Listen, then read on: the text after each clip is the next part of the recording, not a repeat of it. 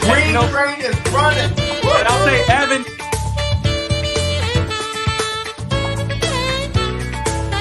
That's good. You're sore, but I don't have to be. It's a win.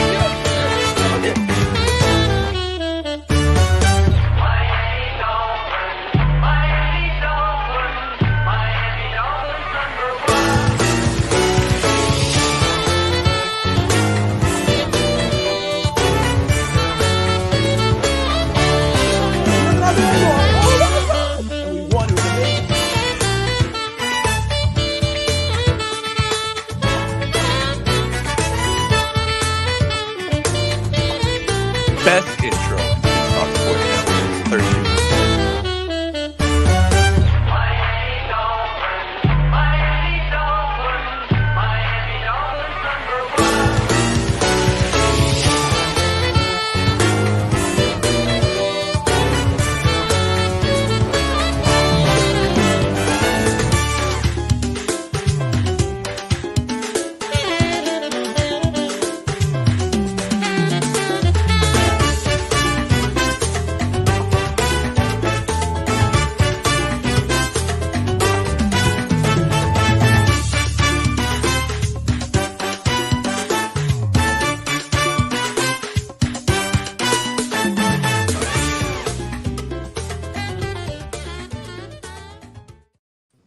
It's the longest intro. It's the best intro to the best show on the Fins Talk Sports Network. Fins Talk today with your host, Bobby Finstock, and the one and only best co-host, Fish Tank Hank. Hank, yo, how the heck are you doing, brother? You know, if my day got any better, I'd have to be Twins to contain my excitement. I'm actually out on a run with about, 9 or 10 other Corvettes from this Corvette club, and we're taking this ride through the back roads and zooming around, and it's quite the event, to tell you the truth. Oh, man, it sounds exciting. First off, I want to thank everybody who's tuning in, whether you're on Facebook, Twitter, or YouTube. Smash that like and subscribe button. You're watching Fins Talk today on the Fins Talk Sports Network. Dolphins thirsty. Evan is already in the comments. G, thank you for tuning in. G says, the Chargers are desperate. It needed to be said. Love it. Well, like I said, this is a heavyweight show. Fins Talk today. We're at the Fins Talk Sports Network started. And we got a heavyweight matchup we want to discuss. The Miami Dolphins stumbled last week. The hot offense of Miami, the top 4 in the NFL, got cooled down by the number 1 defense, San Francisco 49ers, 33-17, Fish Tank. Yes. Everybody's talking about how Tua performed through 2 picks, had a fumble, but what really concerned me was the defense that was trending up. It seemed like they were taking that next step. You were excited about this matchup with San Francisco last week because of the defense, and they stumbled against a 7th-round Mr. Irrelevant quarterback. Good morning, Chris. Let me ask you this. Before we get into the Los Angeles, San Diego, the Chargers, is it time for Miami to hit the panic button for this season? No. And I'll tell you why. Yes, sir. We have 5 games, right? Yes, sir. And we're going to have to talk about whether or not Miami can win out or not. That's what we need to talk about. And I have a feeling that they will. Do you think they'll win the last 5 games? Do I feel first, that was going to be the next topic. Can they win out? Can they win out? Yes. Do I think? Well, we've discussed plenty of times how these 5 games may turn out. The 2 teams that I've been concerned with since the beginning on this last stretch were the San Francisco 49ers and the Buffalo Bills. Last week, you said it wasn't the San Francisco 49ers, but the Chargers that concerned you and the Bills during this stretch. But I also thought Miami was going to come out and play with all its starters, too, and they didn't. And now they have Eric Fisher. So there's a lot of difference that came about, prior to this game. And I'm not so worried about this game like I was. The Dolphins didn't get beat up. They were already beat up. You Well, know, every team is beat up. The San Francisco 49ers lost their starting quarterback and won with a seventh rounder.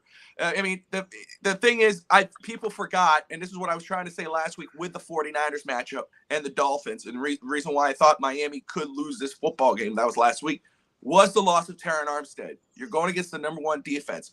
Armstead, when the Dolphins were 0-3, Tua was out.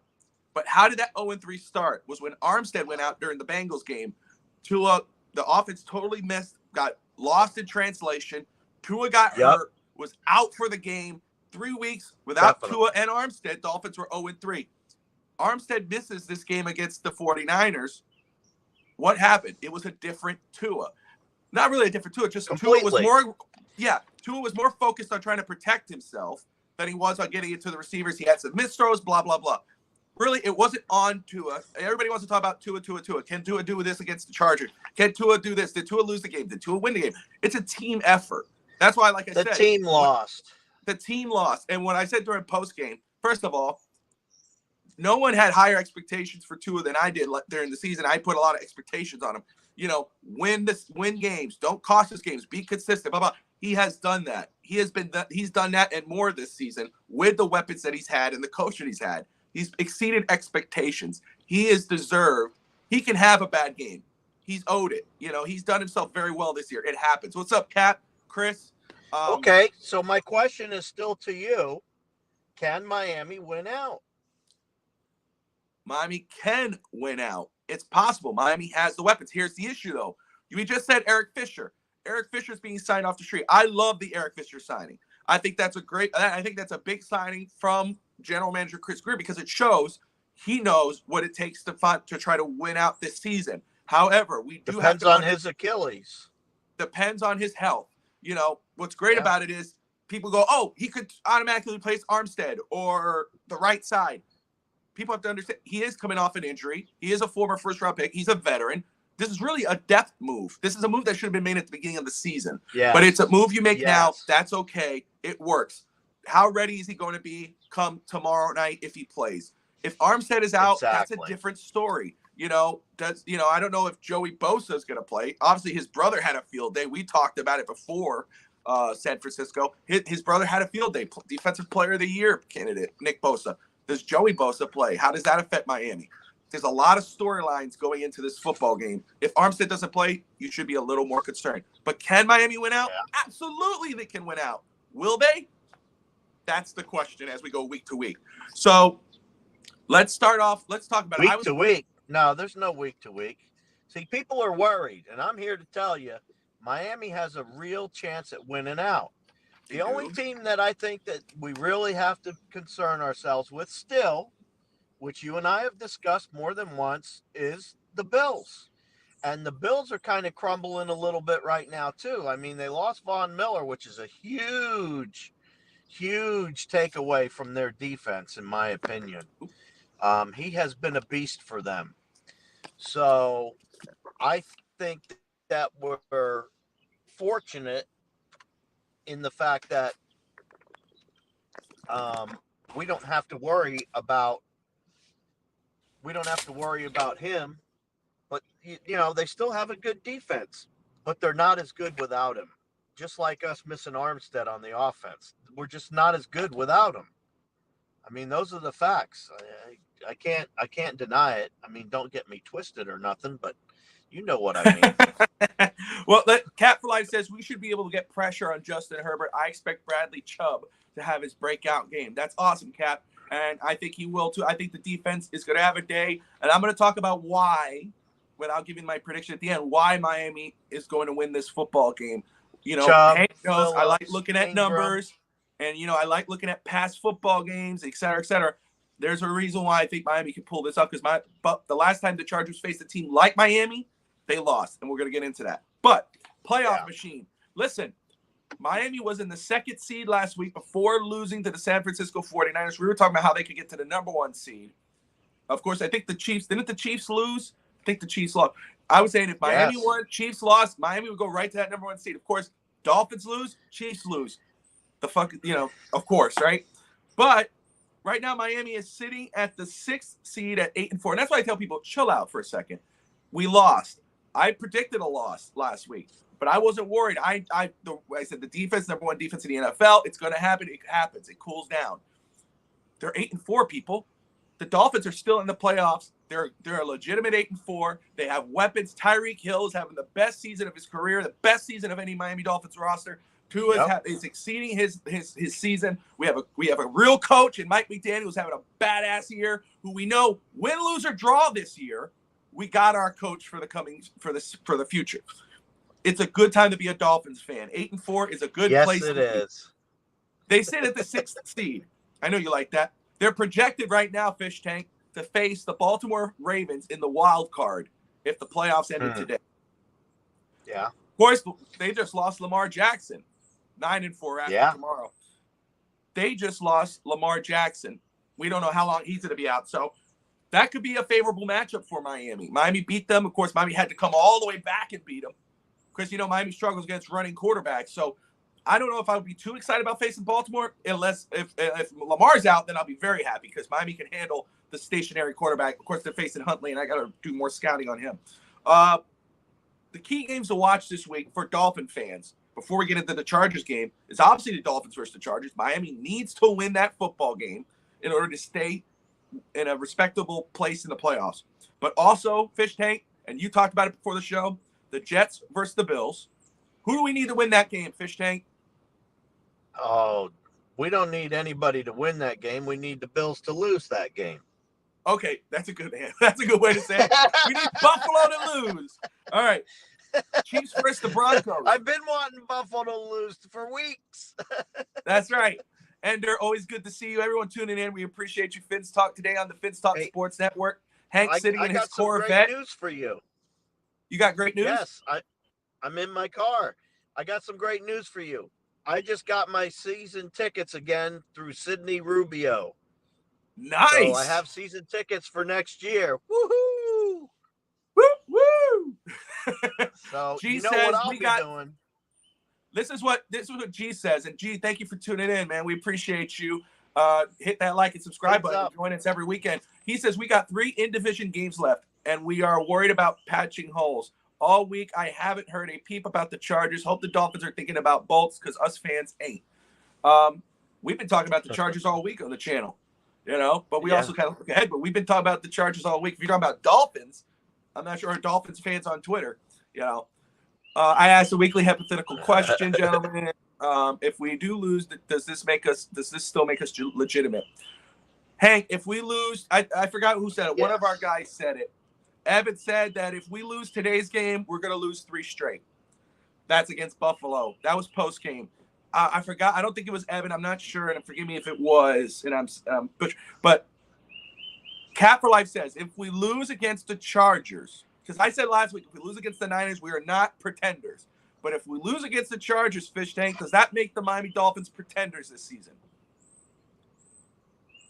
Yes.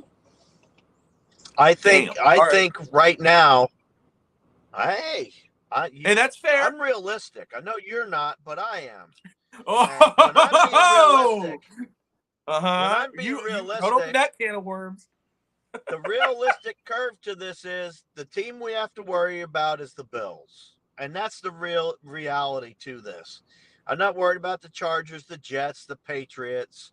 I could really care less about them. And then we got Green Bay at home on Christmas.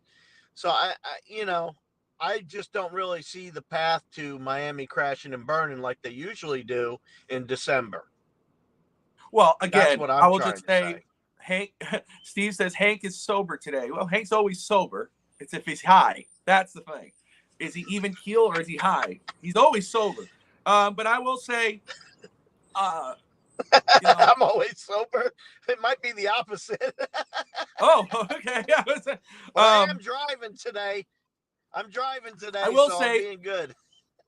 I will say though, with looking at the playoff machine and how everything's going, obviously we want Bills to lose. We want the Chiefs to lose. They're going against the Broncos. That's a tough ask of that game. But the positive spin on that, in regards of how that could turn into a Chiefs loss, is they are going against an interdivision team, which usually does well within the division. So it could happen. Broncos are at home.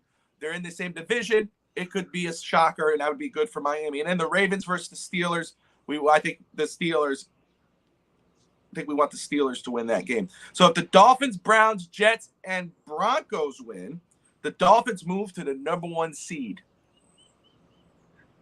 Dolphins, Browns, they have to beat the Bengals. Jets and Broncos, Dolphins go up to the number 1 seed. If the Bills lose. Yeah, the Jets win. If the Bills lose. Okay. There you go. There you go, guys. So if those 1, 2, 3, 4 teams win, Dolphins be sitting pretty at number 1 going against Buffalo. We'd love it, right? Yeah, baby. Okay. Oh, I love it. So Fish Tank. That's why I'm saying I'm not worried. I'm not concerned. There's 5 games. We should win 4 of them. That's at least 12 wins. You know what I mean? Yeah. So I say he is just what? He says, I thought Hank was going to say he just saved 15% off his car insurance. And he said, you have good news. Dolphins Thirsty says the other shoe will drop on the panic and pretender button with a loss this week. I could see it. Fans will flip out. If we lose this week, it's going to get ugly on Twitter. I can tell you that. It's going to get ugly with Miami Dolphins fans beating up on each other as far as verbally and all that goes. You know what I mean? Yeah, and it'd be bad. Because they don't worry and put the anger where it goes. We fight with each other instead. Yeah, that's true. That's true. Let me grab this here. Evan, who's back to tuning in, he says, just checking it for 5 minutes. He says, Pops is never worried. Fish Tank Hank is never worried. That makes me nervous. Just checking in for 5. That's what he says. Let's talk about, because everybody loves to do it. I don't know how many times every time watching any little show, and going on our network, and I watch every show because a lot of times I'm producing it, or I have to just tune in and see how everybody's doing. But on the bandwagon, how many times Tua was mentioned? Tua. Not McDaniel, not the defense, not Tyreek. Tua. And that's why I tell people, and that's why when people get mad on post game and on Twitter and everybody's saying, oh, why are we hanging on Tua? Why are we going on Tua with this game? It's a whole team thing. Well, when every time the team wins, you say Tua, and during the week you're saying Tua.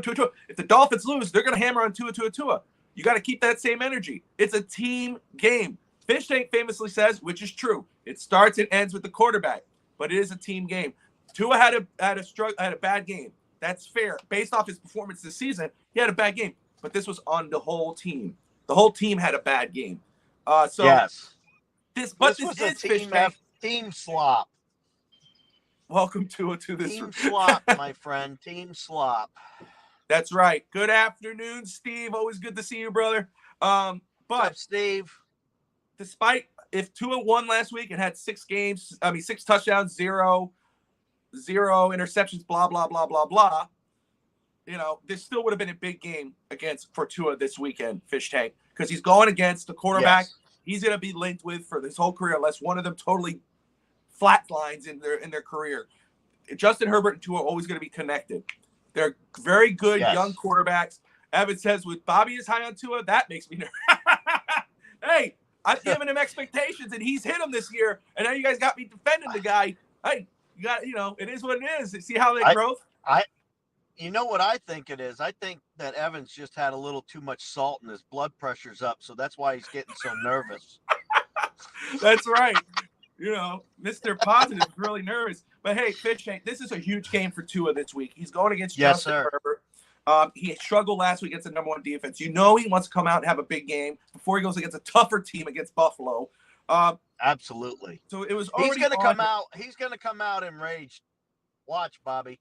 Yeah, and I hope so. Enraged. But the only difference is he's going to be handing the ball off a lot. And when he sees his opportunity with Hill and Waddle, he's going to take it because it's going to be wide open when he does it. Watch. Well, hey, there's a lot of key injuries for the Chargers defense. James is out. There's a lot of key injuries, so they should be able to take advantage of that, I hope.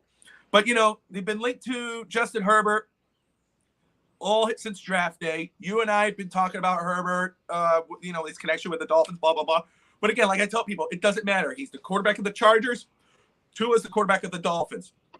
They're going to be linked. Hill was off, but I don't think he's going to miss the game. I haven't heard that, Chris. I know he didn't practice in the media opening of practice, but I haven't heard that he's out. So he'll be playing. Evan says it's just a Canadian cold. But do you believe, even though he struggled last week and he's going against Justin Herbert this week, do you believe Tua can rebound this week? I already know the answer, but explain why. Well, like I said, the running game alone is going to take so much pressure off of him as far as what he has to get accomplished on the field. I mean, normally it's Tua needs to throw the ball and be perfect. This isn't a game that's like that. He's going to have a lot of help from a lot of other people. And I see him coming out after he stunk it up. I mean, he stunk up the game last game. He was part of it. And you know what?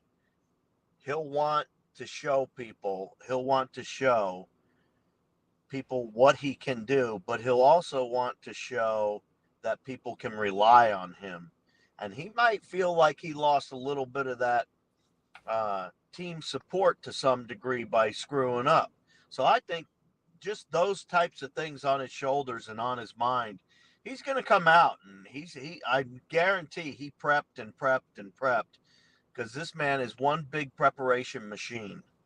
He gets ready for every game. He does no holds bar and gets ready. So no holds barred wrestling podcast on Wednesday nights at 9:00 Eastern. That's what wasn't what he's talking about, but thought to put that plug in there. What's up, Ralphie boy? Yeah, and for all you folks out there that ask me how come I missed this show or that show, when 8:00 comes, I'm out partying, people. When 8:00 comes, I'm out. I'm out all night. Usually till about 2 in the morning. Evan says, no Saturday's complete without Abbott and Costello. I guess that's us. Hey, we roll with that. Is that us, Abbott and Costello? Can I be the fat guy? Well, wait a minute. I am the fat guy.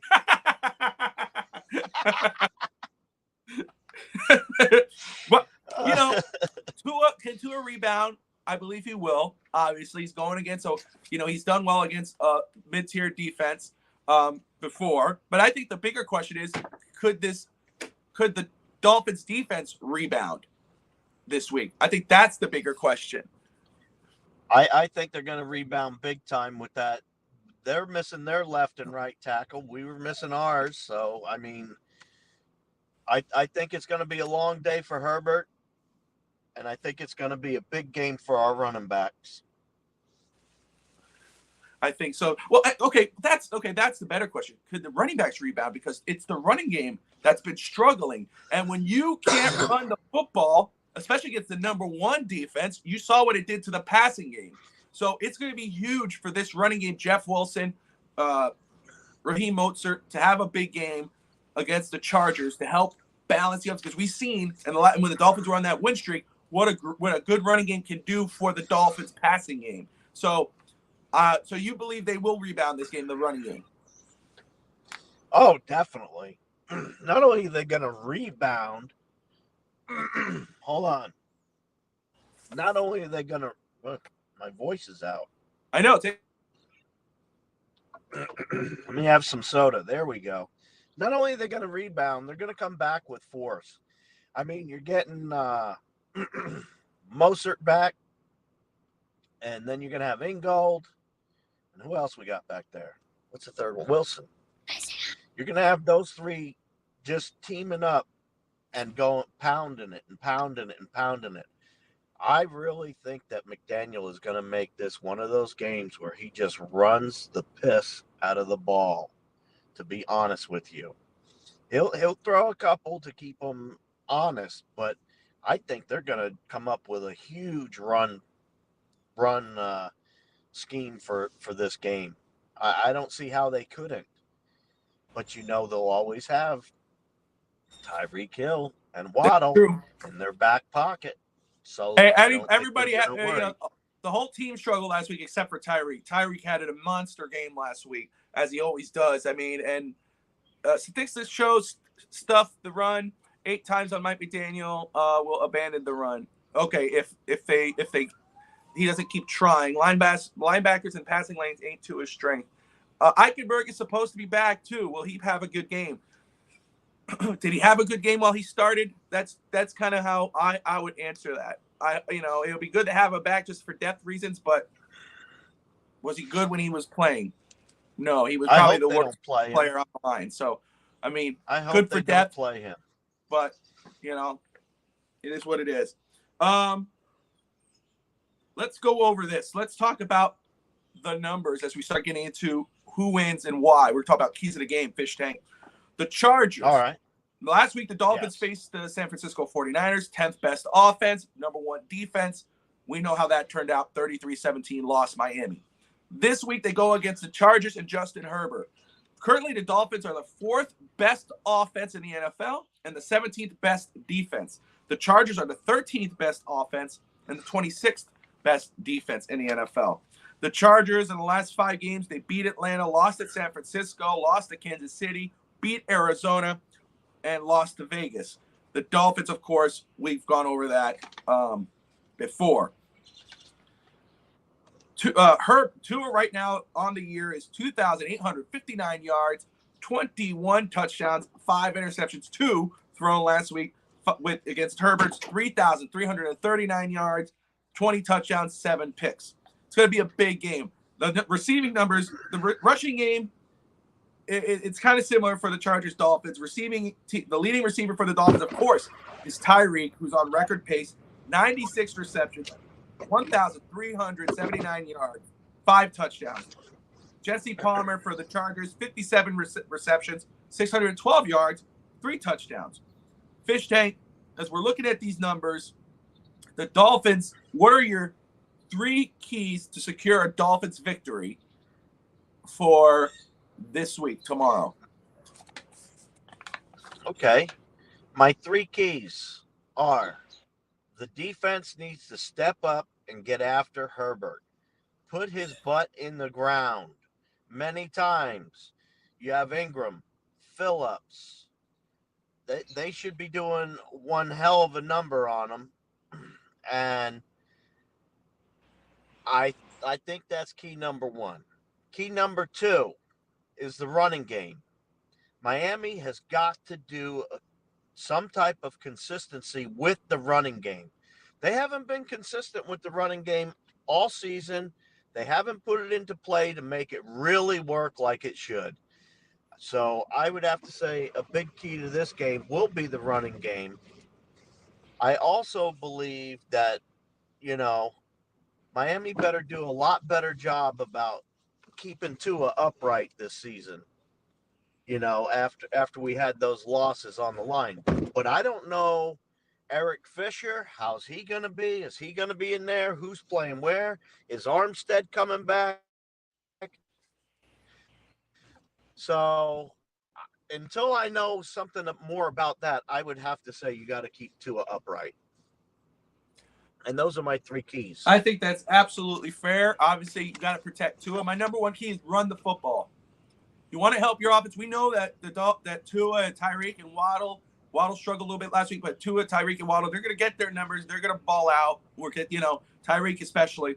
I'm not worried about the passing game, but you got to run the football. Jeff Wilson, Raheem Mostert, get them involved. Yes. I don't care if they're stuffed 8 times. You got to continue to run the ball, balance the offense, keep the defense on their heels. Protect your quarterback. Protect Tua as best you can. If Gesicki can't block as a tight end, get him the hell out of there. You ain't catching footballs. Get him out of there. Put Smythe in there. Protect the quarterback. Give him some time to make plays. And then set third, defense needs to put the fire under Justin Herbert's ass. Force him to make mistakes. Pressure him. Force him to make mistakes. Do not give him time. Because, look, with a Keenan Allen who's out, with Mike Williams who's in and out of the lineup, Jesse Palmer's his leading receiver. This guy still has 3,339 yards, 20 touchdowns. You can talk about the win column, but he will make you pay if you don't put pressure on his ass and force him to make mistakes. Those are my 3 keys to the game. Now, Fish Tank, you said 3 keys to secure a victory. Your game prediction: who wins and how much? What's the score? Miami Dolphins 32-21. Oh, okay. So we're not too far apart. I talk about the last 5 games. I talk about the numbers of the offense. The last time the Chargers faced a team that's similar to the Dolphins, again, the Dolphins, the 4th best offense, 17th best defense in the NFL. The Chargers faced the Kansas City Chiefs, who are the number 1 offense and the 16th best defense. Chargers lost that game 30-27. I have Miami winning this game 31-27 for Sunday Night Football. The Dolphins win. Dolphins 9-4 on the year. So you think that the Chargers are going to score almost 27 points on the defense? I do. No. What did Brock Purdy do? What did Brock Purdy do against the defense? I don't care what Brock Purdy did. Well, you got to talk about last week. Brock Purdy had a lot stronger team around him than Justin Herbert does. You're not talking apples to apples, okay? You could put them up there. Well, then you go against the team. Then you talk about the team that's similar to Miami in regards of numbers, which is the Kansas City Chiefs, the 16th best defense. Dolphins have the 17th best defense. The Chiefs won that game 30-27. The Chargers can score 27. Herbert can score 27 points.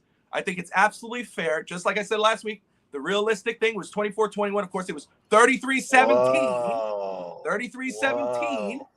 San Francisco won. Dolphins Thursday has a 34-24 Miami. Steve has it 31-28. Steve is right there with me, minus a point. Chris. Look, because you rooted for the other team to win last week Chris, and it happened, doesn't mean that you're more realistic. I don't root for the other team. I'm just realistic. I'm realistic. No, you just go on the cautious side. You said last week. You said last week, Fish Tank. You put me on a bet. You said, Bobby, I'm gonna give you a bet. If the Dolphins score 37 points and win this football game, and you said you can't say I'm not realistic anymore. Guess what happened? It was the reverse. So you can say all you want. So that means that I'm not realistic.